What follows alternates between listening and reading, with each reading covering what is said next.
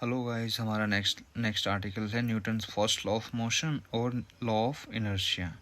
इसको law of inertia क्यों कहते हैं? सबसे पहले हम इनर्शिया के बारे में बताएंगे कि इनर्शिया क्या है। ये एक इनहेरेंट प्रॉपर्टी है। इनहेरेंट प्रॉपर्टी मतलब बिल्ट इन प्रॉपर्टी है, ये होगा ही होगा, ठीक है। Inherent property of object by virtue of which they don't change their state until और unless some external force acts on it. अब स्टेट क्या हुई? स्टेट हुई मतलब या तो वो रेस्ट में होंगे या मोशन में होंगे।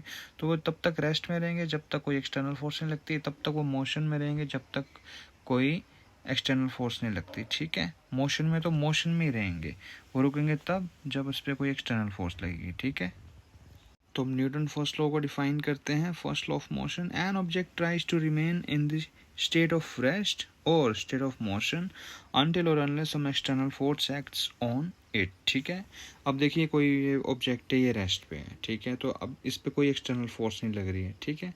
तो ये रेस्ट पे है, ये अपनी पोजीशन नहीं चेंज कर रहा है with respect to its surrounding, तो ठीक है। या तो एक केस होगा फोर्स जीरो होगी, या तो होगा F1 F2 दोनों इक्वल एंड ऑपोजिट होगी, कैंसिल आउट ईच अदर, तो ये रेस्ट पे रहेगा। दूसरा, ये स्ट्रेट लाइन में मूव कर रहा है, अब इसको रोकना है तो इसको ऑपोजिट डायरेक्शन में हमें फोर्स लगाना पड़ेगा, ठीक है। तो ये भी इनर्शिया ऑफ मोशन में, तो मोशन में ही रहेगा अनटिल और अनलेस हम कोई फोर्स नहीं अप्लाई करेंगे। अब ये डायरेक्शन अगर इसकी तब तक नहीं होगी जब तक हम कोई एक्सटर्नल फोर्स नहीं लगाए। तो हमने ऊपर की तरफ एक्सटर्नल फोर्स लगाई है,